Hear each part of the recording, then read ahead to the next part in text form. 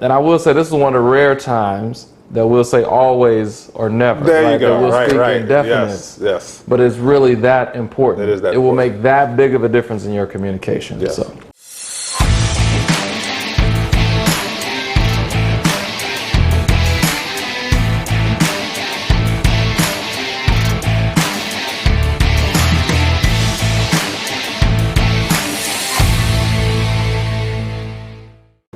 Hey, what's going on, folks? Grandison Shines here with Seduire International, and thank you very much for joining us on this video, our mastermind discussion. Today we have three bonus C's for you in the 12 C's of communication. But before we dive into our content, I have my two favorite coaches with me. I'm going to start with the lady, Miss Yasmin Murray with Seduire International. Yasmin Murray, all right. And on this side we have Al Gleason, the curator of nonsense. Curator of nonsense, the collector, sir. the gatherers, right. Hey, so now let's talk about our 12 C's of communication. Yasmin, Yes. before we dive into the bonus threes, let's do a quick review of the ones that we did previously. Absolutely. I didn't realize there were so many C's in communication. Yes, there's probably more, but I think we'll be able to stop it right here. So here we go, the first 12. The first one is confidence. Okay. The second one is content, then clarity, correctness, completeness, conciseness, concreteness, consistency, courtesy, consideration, competence, and controlled. Controlled is one of my favorite ones. Through martial arts, we had to really learn how to control our temper, control our body, everything else. I like the control piece. Which one of these 12 C's thus far is your favorite one, Al? I was just thinking that as she was going through. What is my favorite C? You know, I think the conciseness. One of the things that really is a pet peeve is when you have communicate. You know, you give me a few pieces, but don't give me the full thing. Yeah. You know, it's not specific. Yeah, I need you to go over there. Like, what's over there? What's over there? I like that one. Conciseness. What's your favorite one? Mine similar to Al's, but it's clarity. Clarity? Yeah. Okay. Being Clarity. clear in what you're Clear, talking yeah. Whatever you're communicating, be clear. Don't give me vague responses, or don't ask me vague questions. Yes. Yes. How about you? Yeah, control. Yes, Yeah. Control? Yeah. But you said you like control. It's more communication control, Grandison. Communication control, but the fact of being in control, you have to control every aspect. So Yes. communication control, yes, is one aspect of that. And controlling the body, controlling the mind first, so what comes out of the mouth, the verbal communication, and what you're displaying from nonverbal communication, being controlled in that factor before it is released into the atmosphere. There we go. That's my Harvard voice. You're doing the control dance here. My control dance. Okay, folks, so let's get serious now. It is important that we continue to listen to, or listen to not only the videos and the C's we're talking about, but to also listen to what's about to come out of our mouth, and making sure that what we are talking about is aligned with either one or a myriad of these 12 C's. We do have these bonus threes that we're going to talk about. But I do want to say this in addition to what Al and their favorite, Al's favorite one and Yasmin's favorite one. Choose 2 or 3 to really grasp a hold of and make sure it's always in your communication, okay? So for instance, courtesy, you can be courtesy when you talk. And there are times when we get a little upset, we get a little mad or whatever, and the courteous seems to wants to run out of the window. But make sure that we still have at least 2 in our mindset that we are always thinking about, that we're always emphatic about. And so the favorite ones that Al mentioned, that Yasmin mentioned, that I mentioned, those are probably the ones that we're going to keep at the forefront of our mind and make sure that we utilize that. So again, just have some advice there. Any other piece of advice you want to add? Well, I would say make control one of your favorites. Make control one of your favorites. Then you won't have those slips. That's very true. That's the way I look at it. Yes. You forced me to pick one. But I do like all of these 12. I do. You know, there's, you know, Actually, I'm always I like going to them all be courteous. 15. Yes. Yeah. Right. And I will say this is one of the rare times that we'll say always or never. There you go. We'll Right, speak right. in definites. Yes. But it's really that important. It is that It will important. make that big of a difference in your communication. Yes. So. Absolutely. And the same thing as a leader. Let me put it like this. I'm going to put the word expectation in my conversation here. As a leader, we are expecting you to communicate differently and act differently. Yes. So that's something that we can hold ourselves accountable for. Put that expectation on yourself. Yes. Now you can teach that to your subordinates or coach your subordinates, mentor your subordinates into that as well.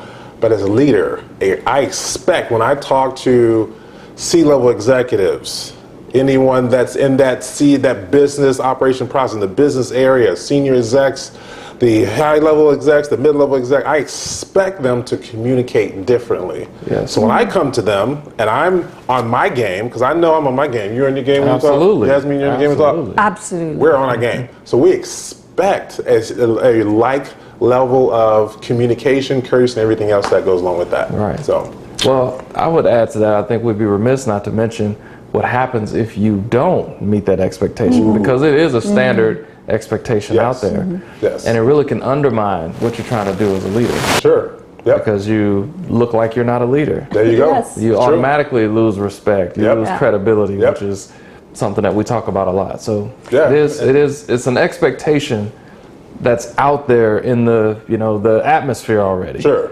So it's important to understand that so you can step up to it, because if you don't, you can't make things more difficult for you as a That leader. is very true. Al had mentioned last time that communication is a what? $37 billion Yes. issue? Yes. If you don't have the clarity, the content, the concreteness, completeness, the rest of the 12 C's in the C, which is the big C, communication, then you lose a lot. Lose a lot of, in fact, our very first word in the bonus section, which is credibility. Credibility. All right, so let's talk about that one. So the definition of credibility is the quality of being trusted and believed in, the objective and subjective components of the believability of a source or message. Credibility is both objective or based on facts and evidence, and subjective based on opinion and feelings. Do you want to take on that one? Yeah, I think the last part of that definition, that it can be subjective, based on opinions and feelings. Right. As a leader, it's something that it's critical that we be mindful of, because you can't just do whatever you want to do. You can't just say anything and everything. Sure. And expect to maintain that credibility, because you do have that subjective nature tied to your credibility. Right. So it's important that you're thoughtful about what you say. We talked about control communication. It's important that you have control. These types of things can aid your leadership and provide credibility, or it can undermine it. Yeah. And like you said, if you are going to be subjective, let people know, in my opinion, this is how I feel. Right. Yeah, if you're making a subjective statement. Yes. Yeah.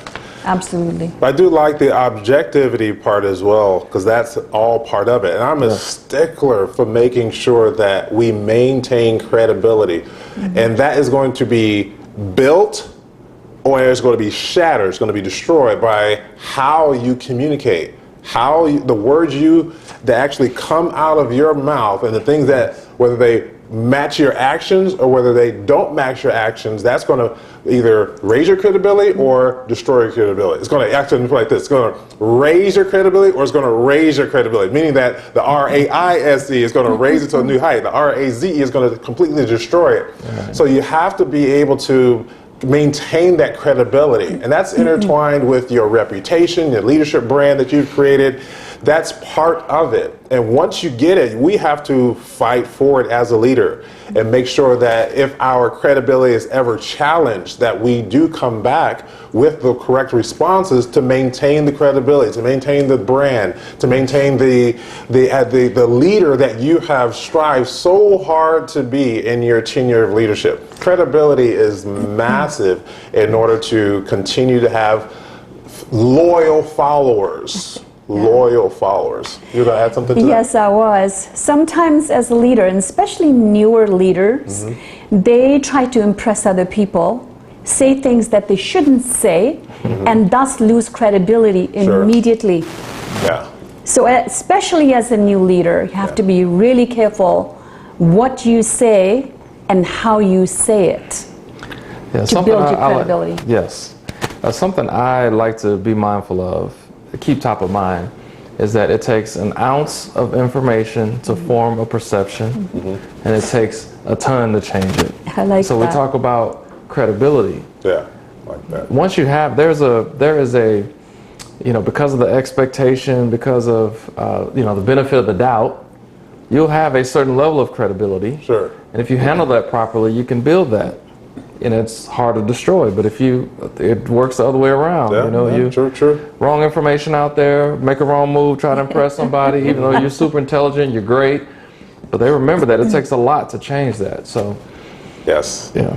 Maintain the credibility. Fight for it. Become the leader you're supposed to be. And credibility is, without question, a characteristic, an attribute you should be displaying all the time. This person is credible, and in fact, that's a good question to ask anonymously. If you ever do an anonymous survey, if you ever have an opportunity to work with us, there are times we do that within the organization in order to gather information about a particular leader. And one of the questions that we ask is this person credible? And sometimes they're shocked by what comes way of the answer. How many people say yes, how many people say no? And that's a perception. It's subjective, but at the same time, there's an objective side of it too, as we read the definition. So, credibility, maintain. And credibility can make your followers trust you.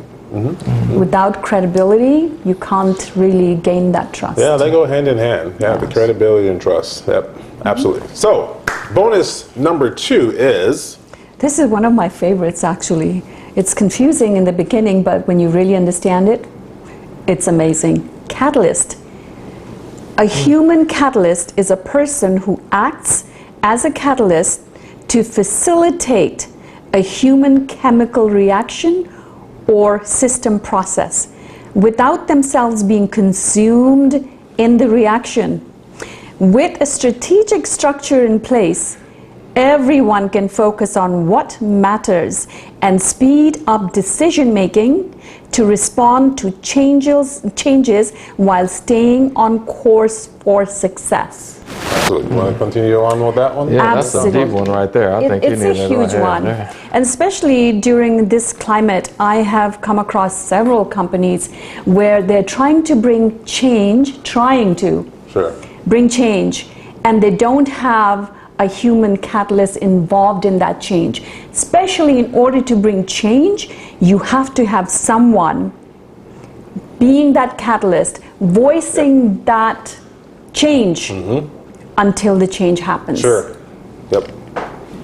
No, I agree. It's when you think about, always, because I have a sports background, I always go back to these sports analogies. But if you think about the highest, the most elite level athletes, all have a coach. And why do they have a coach? To be a human catalyst, to foster that change. You're already the best of the best. You're amongst the best. Why do you have a coach? Sure. Yeah. That coach does, what's the definition again? The catalyst. It's the catalyst for that chemical human reaction. Chemical human reaction or system process. Yes, absolutely. So it's critical in business as well. And I don't know that people see it from that perspective because, like you said, they're trying to foster this change and having trouble and in some cases being unsuccessful, actually in many cases, because they don't have that catalyst. And I think it's another critical aspect of your communication as well as leadership. And that also, what both of them are talking about, would also, let me put it like this, the favorite part that I like of this definition is, if you think about a reaction, there's a certain speed that a reaction happens, especially in the chemistry area, right? So there's some reactions are very, very slow and some are very, very rapid, and you get this explosive reaction that comes about. Well, speed of decision making is extremely important. Speed of decision making, and understanding that skill set, decision making, coupled with one of our modalities, we talk about 6 strategies of execution. Speed is the first one. Speed, accuracy, and making sure you have the right timing. That is critically important. You put all that together, you have this agent, this catalyst that can institute a certain reaction and still be uniquely objective and about the reactions of others, making sure that they stay the course, making sure that they adhere to the processes, making sure that they adhere to the SOPs or whatever it is for the organization. So it's really important to have that catalyst mentality when you are a leader, because there are some things that the reaction may not be how you want it to be, but you still have to but you still have to maintain the course for that successful change within the organization. And that's what it's all about. And if you're in an organization, you're not adhering to change, or you're not accepting change, you're not welcoming change, or I'd like to say, put it like this, evolution, because you should be evolving, getting better, then you're definitely in the wrong place. And you shouldn't be a leader. I'm going to put it out there. You should not be a leader if you are not going to be that change agent within the organization. Absolutely, because if you're not that pillar, then the whole building will collapse. And I love this line, the one that says, a person who acts as a catalyst to facilitate a human chemical reaction or system process without, what you said, themselves being consumed in the reaction, which could be negative or positive. You have to stay the course and be stoic. That's right. Sometimes you got to keep your emotions out of it, and you just have to go with the information that, because you know this is going to work. And sometimes someone else's emotions, their energy can affect yours or ours as leaders, and we cannot allow that. In fact, we should be the one setting the temperature of the room and presenting the energy that comes into the room when we walk in as that catalyst. And it's critical for the growth of the company. Absolutely. Go ahead, Al. Yes. I was just going to add that I think a lot of times emotion is involved. You can't make emotional decisions, but emotion is involved, because when I think about being a leader and not getting consumed, I think about being, we talk about energetic thinking, right? And so it's going to take, at times, if you're a catalyst, it's going to take energy to foster this chemical reaction, right? I'm thinking about the little volcano experiment. That's what I was thinking about too. Put the vinegar and the baking soda in there. Right. Yes, exactly. That's a fast chemical reaction. Fast chemical reaction. So it's going to take some energetic thinking on the behalf of the leader, or energetic communication. So emotion will be involved, but you can't make emotional decisions if you don't see change happening fast enough, or you don't get the response that you are expecting. Perfect. Well said. It's how you communicate at that moment, what you say, what you do, how you communicate to facilitate that reaction, the change. Very well said by both of the coaches here. All right, number 3. Commitment. Commitment. The state or quality of being dedicated to a cause, activity, etc. It gives importance in the way organization communicates any kind of information to the employees with direct implication to employee behavior. Sure. I like that one. Want to take that? The thing that comes to mind for me is just say what you mean and mean what you say. Do what you say you're going to do. Right. If you say it's XYZ, then let it be XYZ. It'll always be XYZ. If it ever changes, you need to communicate that it's going to change. So you talk about commitment and related to your communication. I think that's the bottom line. And a lot of leaders will say one thing and do something else. And, feel no level of or sense of accountability to what they said before. I was always taught as a kid, your word is your bond. And somehow in society that has been lost, because your word for a lot of people don't mean much. Unfortunately, very true. It's funny you say that. Before elections, a lot of these leaders, I'm going to do this and I'm going to do this for you, and so on and so forth. Once they're elected, nothing happens. Well, but you said this. I did. I'll get that. I will get to it later. And there you lose your credibility.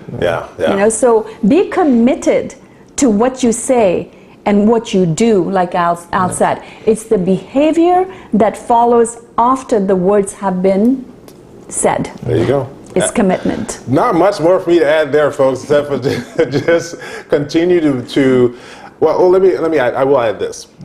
Listen for the commitment when your subordinates give you answers as well, meaning that are they, or when you're communicating to them, when you ask them a question, you dictate something to them, or whatever it be, some sort of mandate, sometimes you can feel the energy that they're not going to be committed in their doing or their speech. So as a leader, we have to be able to see that, read between the lines, and get try to get some level of commitment when you're saying when they're saying they're going to do X, Y, Z. Now, making sure that we stay committed and making sure that we stay true, making sure that we stay credible, making sure that we stay a catalyst is one of the things that we should be committed to. Make a commitment to be credible. Make a commitment to be the catalyst. Make a commitment to be courteous in your conversation. Make a commitment to be controlled. Make a commitment, whatever it is, make the commitment, then just act and do that particular thing. But also, from the reciprocating standpoint, make sure your subordinates are also the same way. Right. And one other thing I would like to add, we talk about using power words and phrases. And that is a critical element to committed communication. Sure. Eliminate, I'll try, maybe, sorta, all of these low power words and phrases that we've adapted so that we're not on the hook, so that we do have an escape if things don't work the way we hope they do. Very true. Eliminate that. You cannot be committed in your communication and use that type of vocabulary. So I think that's another thing that we should I'm glad you brought that up, because some of the leaders that I was talking about before election, I will try to do this. I will work on this. Listen to those clues, because if they're trying, they might. It's not going to happen unless they're committed. Right. Yep, and there you go. So there we have it, folks, our 3 bonus words, which are credibility, catalyst, and commitment. This completes our videos, our series on the 12 C's of communication with 3 bonus C's. I am here with Mr. Al Gleason, the curator of nonsense. And Miss Yasmin Murray, the curator of No Nonsense. The curator of No Nonsense. And I'm just I love here. that. And it's a pleasure for you to meet me. Now, all right, see you later, folks. Thank you. All right, see you. Thank you. Bye-bye.